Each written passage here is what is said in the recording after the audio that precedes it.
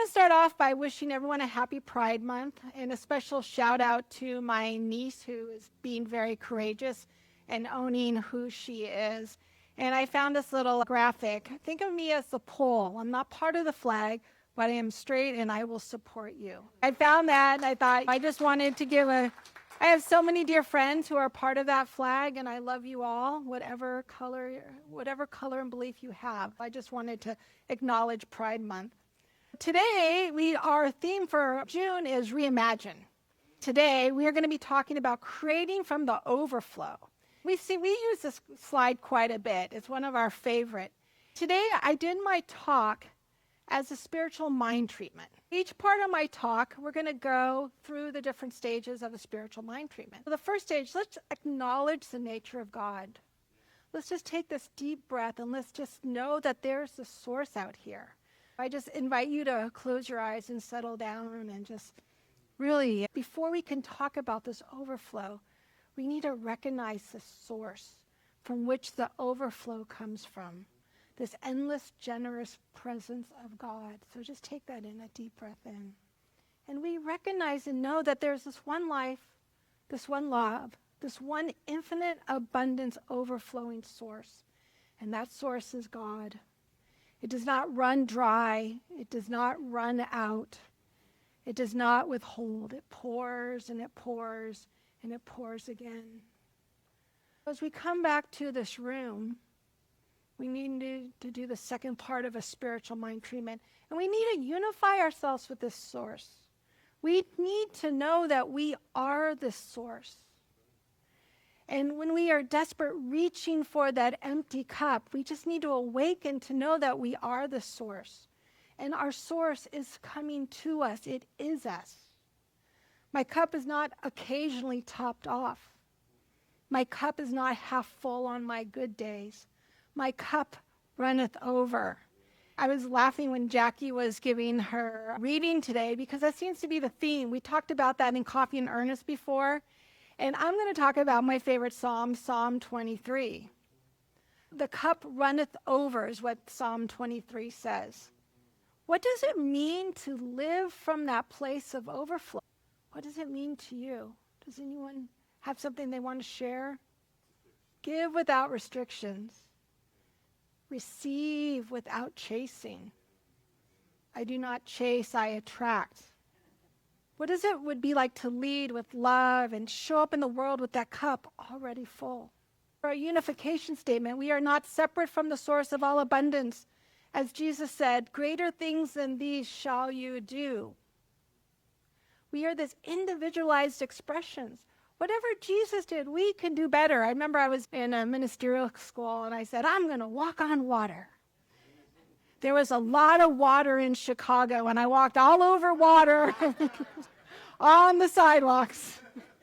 Part of a spiritual mind treatment, the third part, is sometimes we have to acknowledge things really aren't going so well. We can acknowledge that whether it's conscious or unconscious, I'm creating from lack. And I need to send that lack away to the nothingness. I need to know, some people give when they have enough. When I have enough left over, then I'll give. You know what? I'll tithe with whatever's left. We're telling the universe that I just don't have enough right now, and I'll serve after I take care of myself. Once I love myself, then I can feel lovable. That is pretty true. But what if I just know that I'm lovable without having to start off there? I can go on that vacation once all the bills are paid versus setting aside for that vacation. I know for myself personally that sometimes I get so comfortable in a situation that it's scary to change. I hold on to the past. You know what? It's okay. Life is all right. I guess I can just be a mediocrity. It's okay. And I went to Chicago to visit a friend. We had a relationship several years ago. And it was time to bring it to completion because I knew I was holding on to it. My energy was staying in that relationship. And as long as I kept part of that energy in that relationship, I'm not going to be able to attract something new.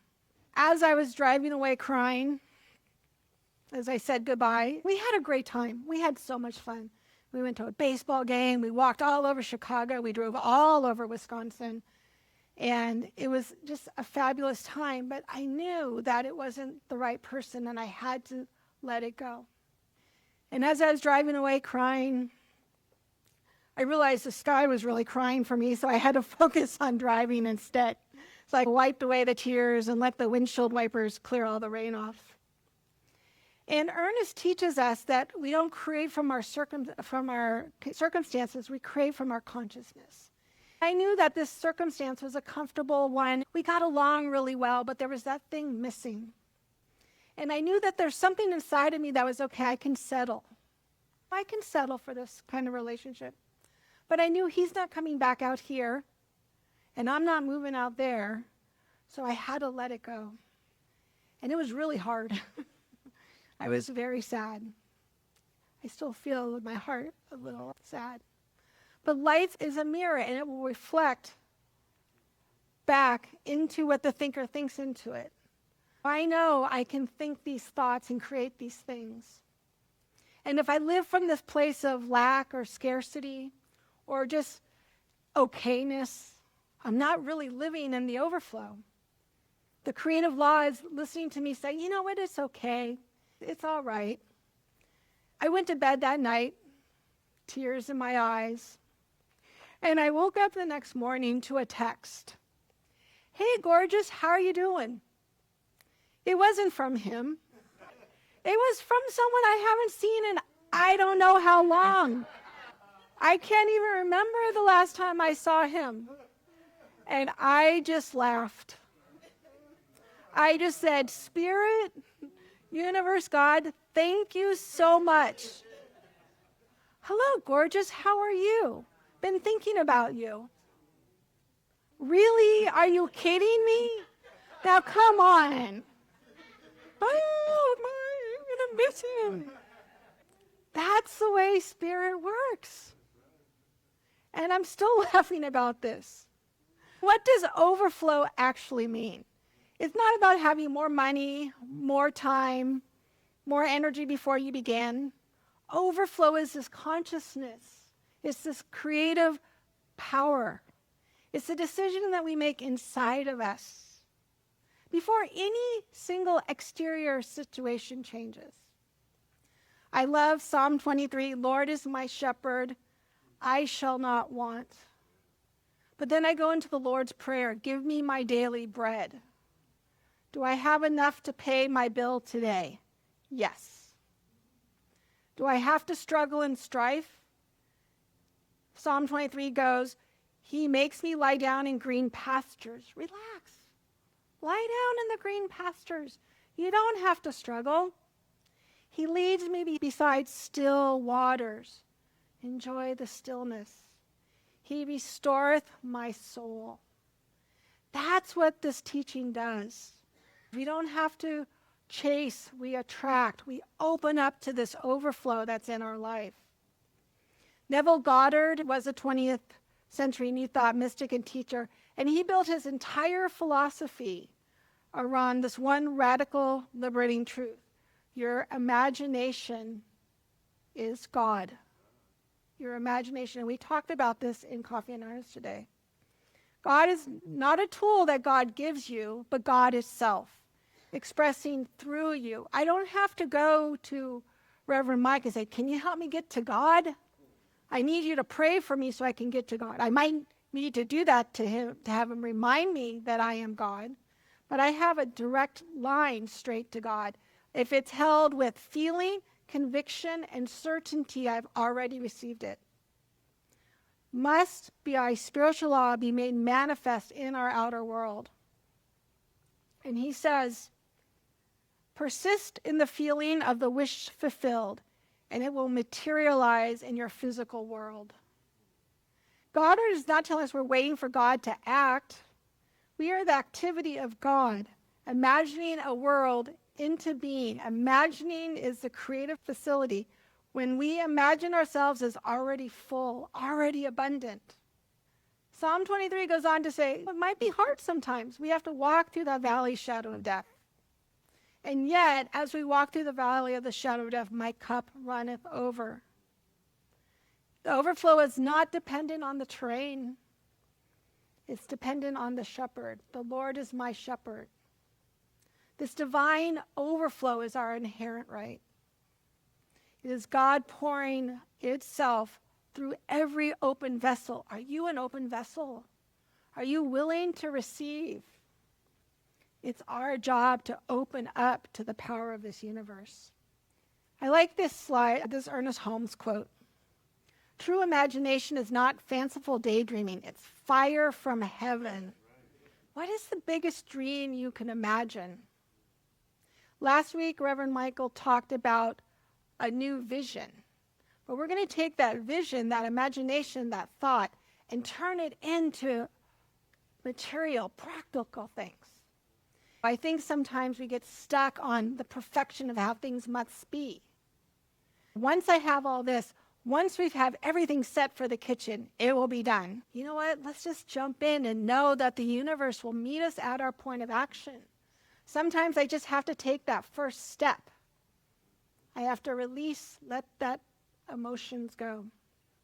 What does this fire from heaven really mean?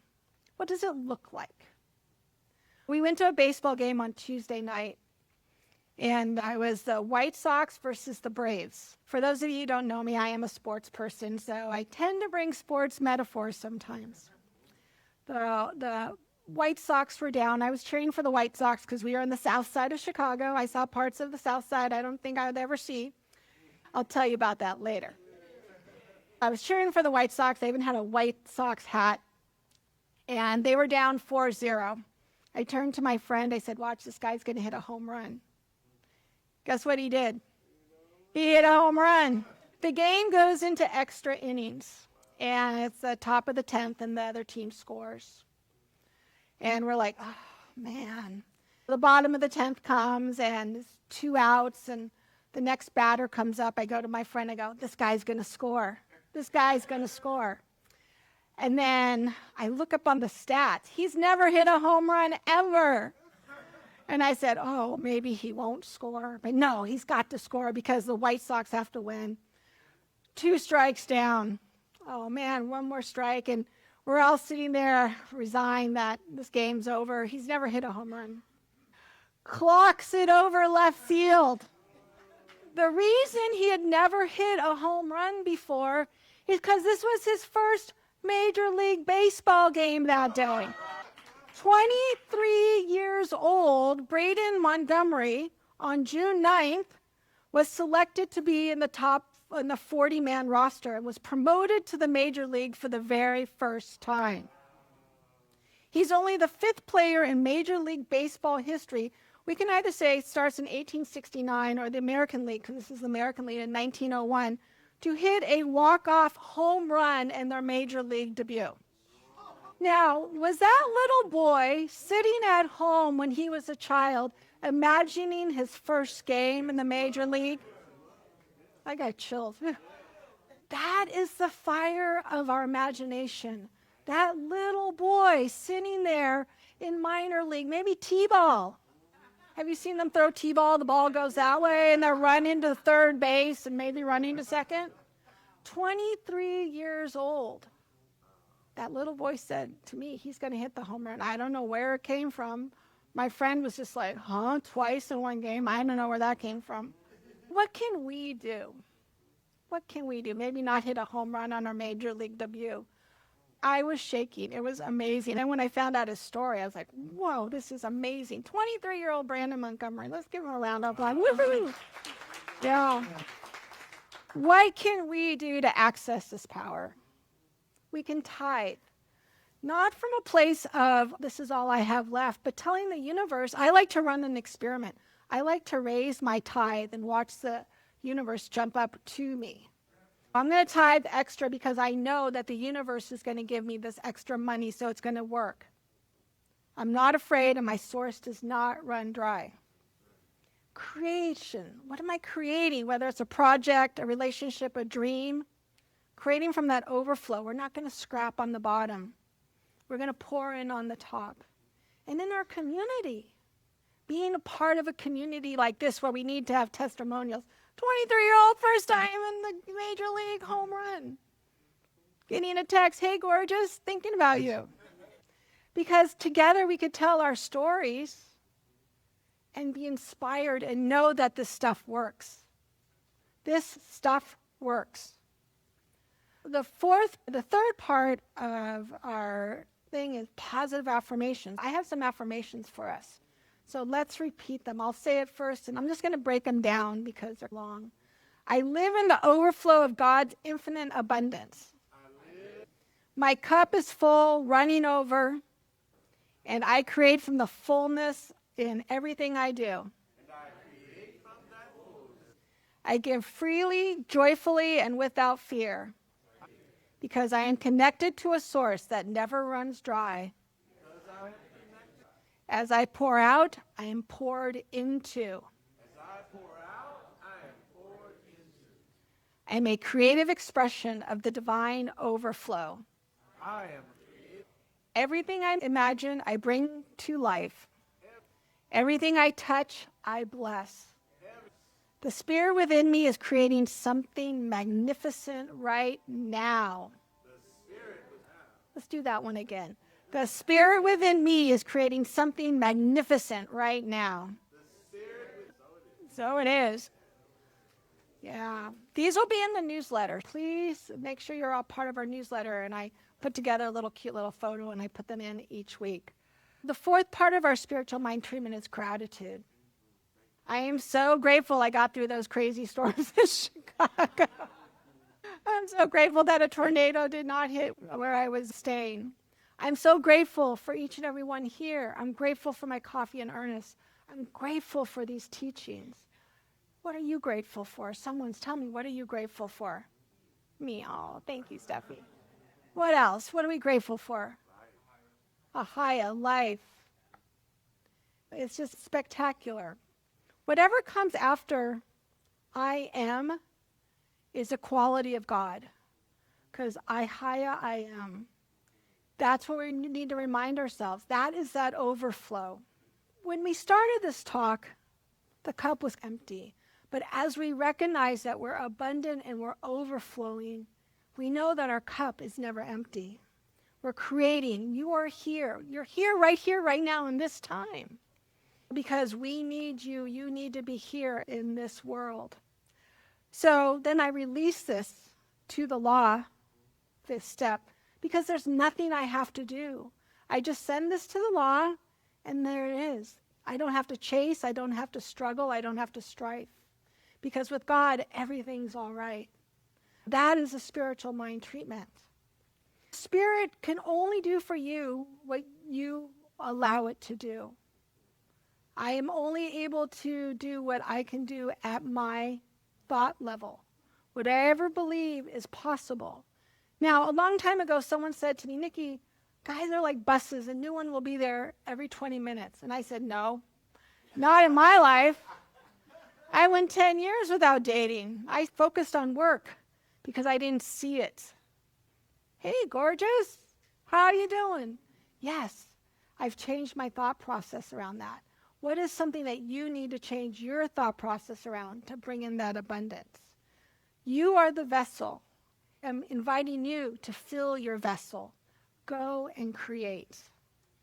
Go and create. Let's just take this moment for a spiritual mind treatment. Let's just go inside. There's one life, one love, one infinite, inexhaustible, ever replenishing source of all that is. And the source is God. It never runs low. It does not run dry. It does not withhold, and it does not hesitate. It simply pours and pours and pours again. This is the God of Psalm 23, the shepherd who prepares the table, who anoints the head, who fills the cup until it cannot contain itself. This is the source from which all overflow comes and is present right here and right now in this room. And I am one with this source. We are one with this source, not reaching towards it from a distance, not waiting to qualify for it. We are the individualized expression of the one life. And that life is flowing through us right now as abundance. as creativity, as wholeness, as more than enough. That same overflow that fills David's cup in the valley fills our cup today. The source is not moved, and we are not separate from it, not even for a moment. And I declare at this moment that every person in this room, everyone online, moves and creates from this overflow of divine abundance.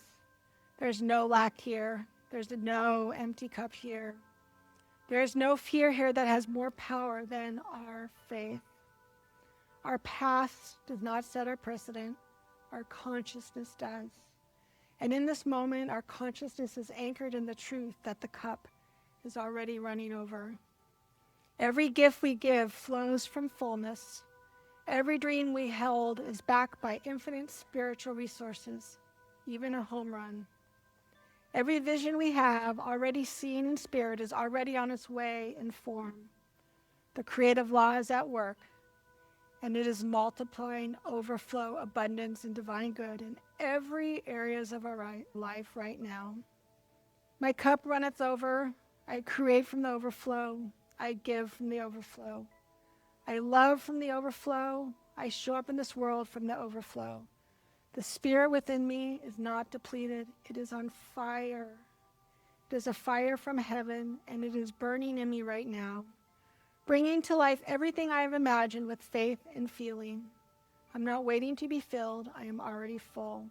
And I go from this place to create something magnificent. I'm so grateful for a God who prepares the table in the middle of the valley, who anoints in the head in the presence of the enemy, who fills the cup not halfway, not almost, but over and beyond, running down the sides. I release this word into the law of mind with complete and total faith, knowing it is already done, already manifest in the lives of everyone who has received it today. I let it go, I let it be, and I let it pour. And together we say, and so it